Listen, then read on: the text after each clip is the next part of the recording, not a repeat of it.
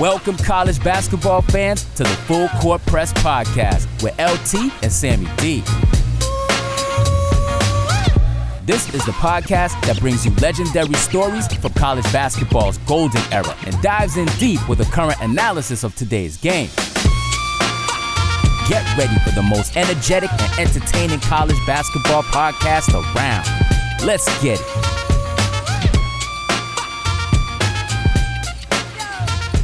Hello and welcome to another Full Court Press, a college basketball coaching show powered by the Full Court Network. I promised and said Sam was going to be back in the saddle with me. Well, he's not. We're going one-on-one. He will be back one of the days. I always love scheduling stuff when he can't make it, but I do miss him. I do love him. And this one is near and dear because we have a lot of connections. We actually shot the shit for about 5-10 minutes before, and there's a lot of connections. Probably a coach you need to get to know. One of the youngest ever assistants in the Big East at 27 years old. When I said to Sam looked at his photo. He's like, dude, he still looks 18. That's a compliment, coach. Most coaches we've had on the show are bald by now. You know, we don't know for sure. That's why we're the hat. I just had the Martelli brothers on, and I asked him who had better hair growing up, and they're both bald. So, but we got Shane Heirman of the University of Incarnate Cardinals from lovely San Antonio, Texas. Welcome to the Full Court Press, Coach. No, I appreciate you having me. This is awesome. This is awesome. You've had quite a journey in a young stage of your coaching career. Played at Tulsa, very good program. Obviously, the Hurricanes. What conference were they in when you played? We were in Conference USA. Oh, that's right. And we just talked about Conference USA. Yeah. It all changes. We stacked at the time, and played with some really good players, and fortunate to be a part of some really good teams. Yeah, and you have a lot of connections. So Coach Huss, you coached under Coach Huss at Lilla Lemire. You're the head coach there, did very well, won a Dick's. We shouldn't say Dick's because we're not sponsored by them, national championship. Then you went to DePaul. Both Sam and I are graduates and student athletes and coaches of there. Then you went to Central Michigan with Coach Barbie, which is interesting. Obviously, he likes you because I believe it's his son's on your team. So that's an honor. So huge turnaround from year one to year two at Incarnate Word. What the hell did you do? Well, a big, you can attribute a lot to a lot of investments from a lot of different people. But programmatically, I got hired my first year in mid-May. So the portal had closed essentially and been pretty well combed through. So year one was really about kind of establishing the standard and how we're going to do things and how we're going to operate, how we're going to think. And there was some major contributors to that. And then year two began to, put things in motion in regards to recruiting and trying to identify talent and character that fit the values of what we were trying to build. And our staff did a heck of a job of recruiting guys that had some immediate impact, but then we obviously able to keep some guys. And now moving into year three, you're able to keep a good core of your returners, which I think allows you, to try to create sustainability and success in a program. Yeah. You say returners. That's not usually normal, and no offense to anybody in the mid-major format. You have your leading scorer coming back. You've got another Jordan Pyre coming back. You have multiple others coming back. I mean, how do you do that? Because in this day and age, it's a kid does really well and he's gone. I mean, you returned, I think, 6 players from last year's team? 7. Yep, we got 7. And like you said, right, we have some major contributors that have had a great impact on the floor, but we also have guys that have been here now for 3 years. You can't say that, sir. Coach, you can't say that word 3 years. You can't say 3 or 4 years. You can only say 6 months, 9 months, or a year. I know, right? It's rare, and I feel privileged that we get to be able to be around these guys, and they've had significant impact off the floor in terms of building the brand of what we want to be about within the community, within the school. So we feel very fortunate. I think we're able to retain guys through our relationships. First and foremost, we want these guys to have an incredible experience here, and we try to treat them and serve them in that capacity. But beyond that, when we're putting together a team, I think they're able to identify, hey, this has the potential to be really unique, and want to be a part of it and continue to grow something pretty much from scratch to something hopefully that's significant. Yeah. So off-season workouts, I mean, we're talking about portal, we're talking about 2 to 3 years.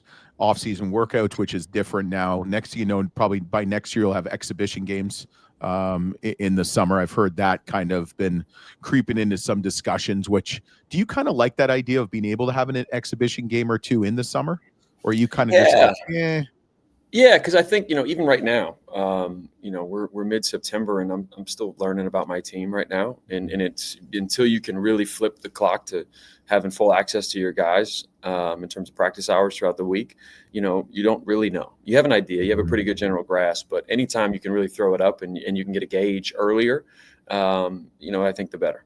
Yeah. Or you can just play athletes in action. Remember them back in the day? Yes, I do. No one talks about them. There were, who did we play? We played athletes in action.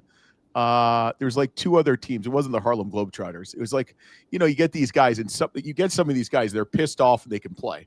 Yeah. And they don't like that you're 18, 19 and they're 27 and pissed off. But I miss those. I miss those exhibition games against some of these former like college players and former pros and stuff like that.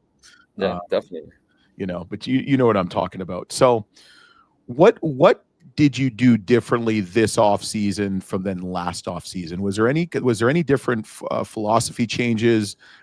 Did you recruit differently? Did you have a better sense of the Southland, which is a phenomenal conference? I'm not going to ask you give me one word to describe McNeese because that would be disrespectful.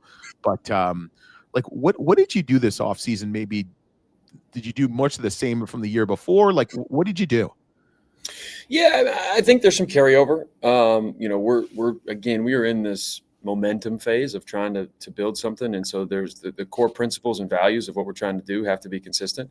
But I think learning more and more about the league. This is now going into year 3 for me, so kind of having a grasp of what works and what doesn't work, and trying to recruit some of those tendencies that maybe we had a void in particular pressure and on ball defense and pressure and being able to protect the rim. And so we took some of the statistical categories and analytics that we may have been not up to par in and highlighted in recruiting and try to bring in some guys that could give us a little bit more of an edge. But the league is drastically underrated. I mean, I think it's a really hard league. And I think the schools in our league in particular right now are invested in basketball, which is only going to grow the league. Yeah, I mean, it was definitely the problem. You get some of these conferences and you think, oh, the team's 21-1 or 10-2 in conference, but you don't grasp how good it is. And Southland is like high-paced, high-octane, basketball. I remember watching a couple of McNeese because we had Coach Wade on the show. We've had Coach Armstrong now. We even had Shadia Wells a couple years ago. So it's really good basketball. So you've got a couple kids coming in. Okay. One I got to see firsthand. I live in Akron, Ohio. I'm not going to give you my address, social security number, or credit card. There's nothing left on the credit card anyway. But you got a kid from Cleveland State. And people are going to find out quickly how good he is. How did you get him to come all the way? Well, I shouldn't say I live in Cleveland. I know why he came to San Antonio. I was just there for the final. I mean, yeah, Taj had a lot of really good options when he was leaving Cleveland State. He had a lot of success at Cleveland State. He was all league. They won a lot of games. He was an integral part of their success. And obviously North Texas wanted to keep him. And so he had significant Power 4 level opportunities. He and I kind of clicked, to be honest with you. And I spent quality time making the trip to Cleveland and really getting to know him and his family and his 2 kids. And so we've kind of time out 2 kids. You got 2 little boys that are fantastic. And when you want to talk about a dad, my man is present. Is he 28? He's not 28. But he's got 2 little boys, and they're fantastic, and that's awesome. And he's doing a fantastic job of managing the entire situation, scenario, family. Awesome. So I'm really, really proud of him in that capacity. But we got a unique relationship. It's still growing, but like you said, I think he's a name that's going to surprise people because of his love and passion and work ethic for this game. It's really unique. Yeah. I would say you try to recruit kids, players that have as many kids as possible, because now they know, like, you got to get up in the morning, you got to produce. Food on the table. So what I'm trying to tell you is I've got half a year of eligibility. I love it. I've heard the legend of the noon ball with you. Yeah. Oh man. That was those were good times. But So let me ask you this. How did you put together your non-conference schedule? What was the kind of thought process behind it? Now that you've kind of got a couple years under your belt, obviously your first year you kind of walked into the situation because you started you got hired late. What was the thought process behind it?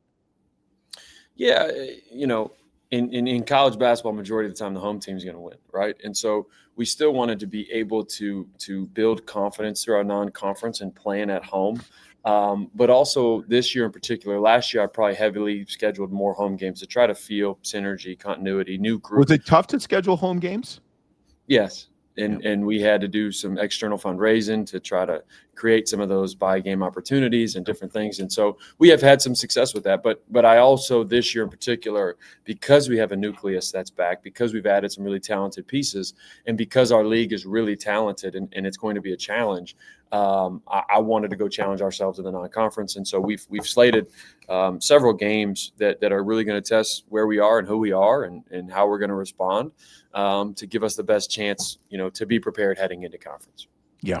It's really tough. I mean, a lot of people I don't think understand to us at a certain level. It's just really hard to get home games, let alone just games. I mean, we've had coaches in years past. It's like, how's your schedule coming? It's June. It's like, yeah, we got 2 dates filled. It's like, right. Yeah. But the best advice I ever got was my guy, Todd Kowalczyk from Toledo. You probably know personally. He said he always will do home and home, and he'll always the first year start on the road, which kind of makes it sweeter. So maybe you can negotiate that one with him. I don't want to play at Toledo. I'll tell you that much. He does a heck of a job. Dude, that arena is pretty tight. So any players, I know we talked about Taj a little bit. Any other players we should look out for? I mean, I know that's kind of disrespectful to your team, but is there any kids that you're really, I don't want to say really excited about because that sounds really bad. I got 3 kids, but I know which 2 it's pushed me off the hill, so the mountain. So anybody that's going to be a pleasant surprise for you think? Yeah, I mean, I'll throw 2 names at you. Marcus Glover is a kid that's been here now for 3 years. In last season, he battled a little bit of injury and a little bit of synergy and trying to figure it out and fit in.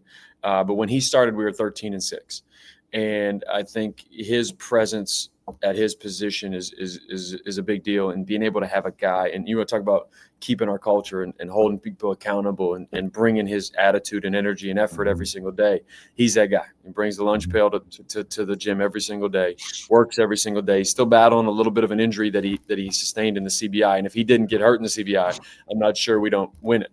And so he's a guy that is a major piece for us and has to be really good for us to be really successful. Harold Woods is a transfer from Northeastern, who was all conference out there, and he just won preseason newcomer of the year according to some of these preseason polls. But a guy that averaged 12-7 at Northeastern, really good, in a really good program on a really good team. So to be able to have him injected into our lineup is going to be a big deal. Wow. Seems pretty exciting. When you said Northeastern, I thought of Reggie Lewis. God rest his soul. He was a ball player. Yeah, you've got a squad. So let me ask you this, and then I want to get you to the shot clock, have a little fun with you.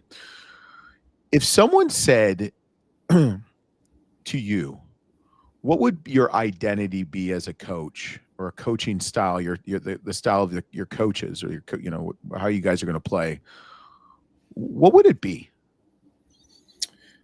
Well, the first thing I would want somebody to say about me from a programmatic perspective is that we're relationship driven, that we're always searching to get our guys to become a better version of themselves from a performance standpoint and from a human being holistic standpoint. From a game management perspective, I want our guys to have fun and play with freedom and play fast. And so, from the offensive end of the floor, really being able to push tempo, get great quality shot selections, but play with a pace that is exciting to watch. Defensively, I think I've learned throughout my time so far as a young head coach to be more aggressive and play more aggressive and create more possessions.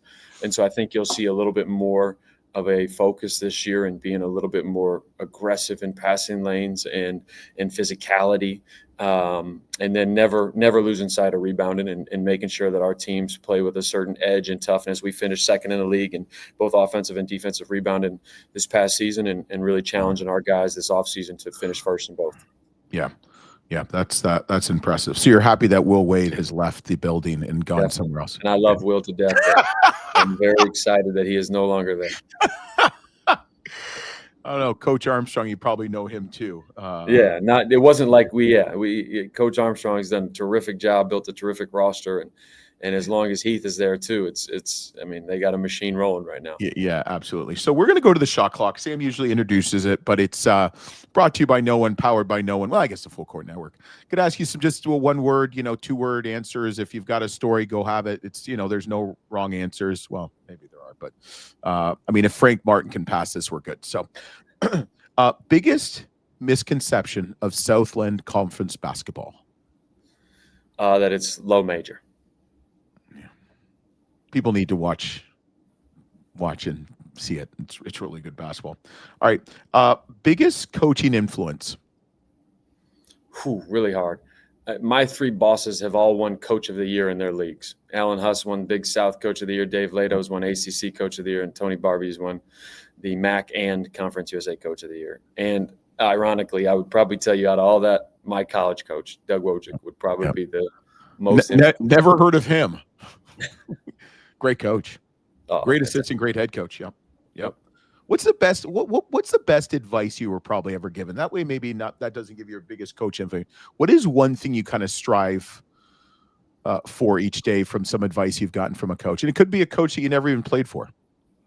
I don't know if it's necessarily from a coach. I'm on the stoicism kick with everybody else, but I like to come into situations with a fixer-up mentality of like, let's get to work. If I can walk into a dilapidated house and see a chimney and a living room and some paint. And so I think the answer, especially as this game evolves from a monetary perspective, isn't so much complaining and pointing as much as it is.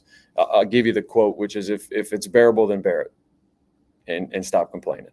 And so I think the more you can have that mentality and that attitude, the more gratitude you can have, and the more you can just get done and not look to other people or other answers for finding solutions, the better. Okay. I feel like that's what Sam keeps telling me, what he has to go through with me on the Full Court Network, but we won't go there. Exactly. One word to describe Southland officiating. Better. Okay. This is one of my favorite questions. So who led the league, as a team in most called fouls by the Southland? Which team was number 1 in most team fouls per game last year? It's got to be us or Lamar. No. You were 7th. Sheesh. I want to debate this. They might have missed some, but 16.2 fouls per game called on UIW. Number 1, you ready? Was Texas A&M Corpus Christi, 17.7. I don't know. Yeah, definitely. Yeah. Okay. So it's probably more like 25, and I respect the heck out of Coach Shaw. They play with a unique physicality. Oh, absolutely. Absolutely. Now, which team did the officials like the best or were called the least in fouls as a team in your conference? 13th.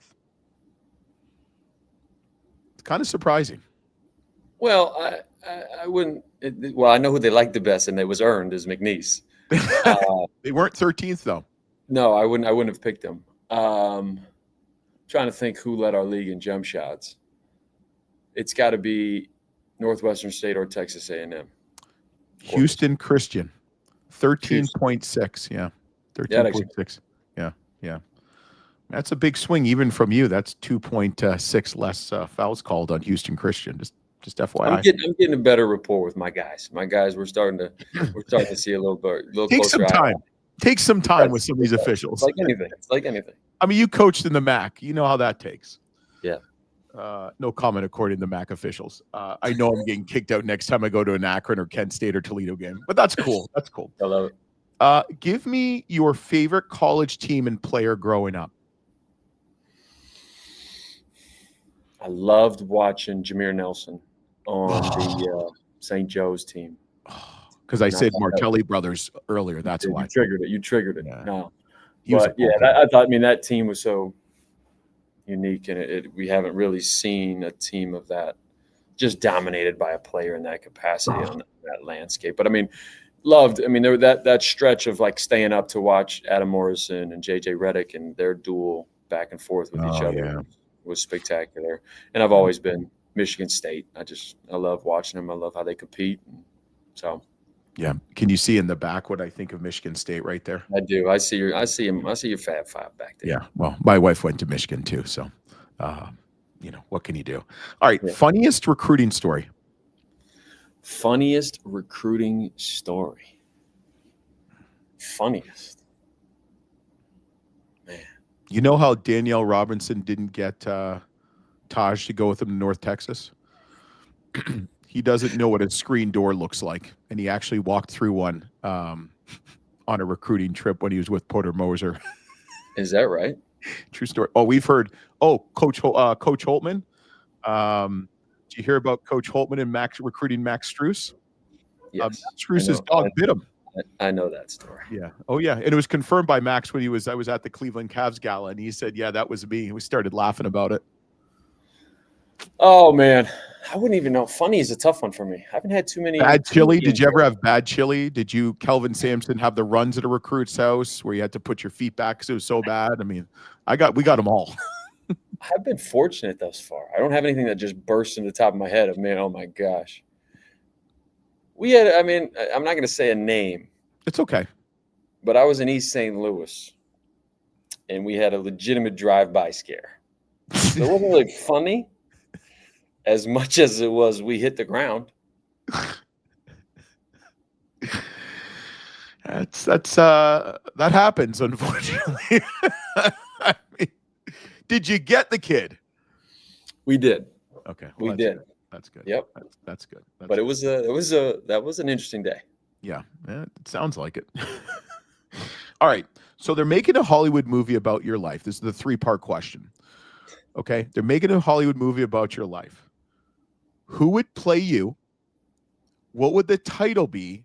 And what would be the theme song of the movie? Oh man, it's a tough one. Tough questions. Who would play me? I'm just because he's my favorite actor. I'll take Matt Damon. Has nothing to do. Just big Matt Damon fan. Okay, that's good. The title of it would probably be. I was born in Mishawaka, Indiana, and my mom kind of grew up on one side of the tracks, and my dad grew up on the other. So I kind of have this split version of myself in my upbringing. So, and they grew up on Darden Road and 8th Street. So I would probably say at the corner of 8th and Darden would be maybe the title. Theme song, great question. It, big when we're on the floor, I'm a young Jeezy guy. Oh yeah.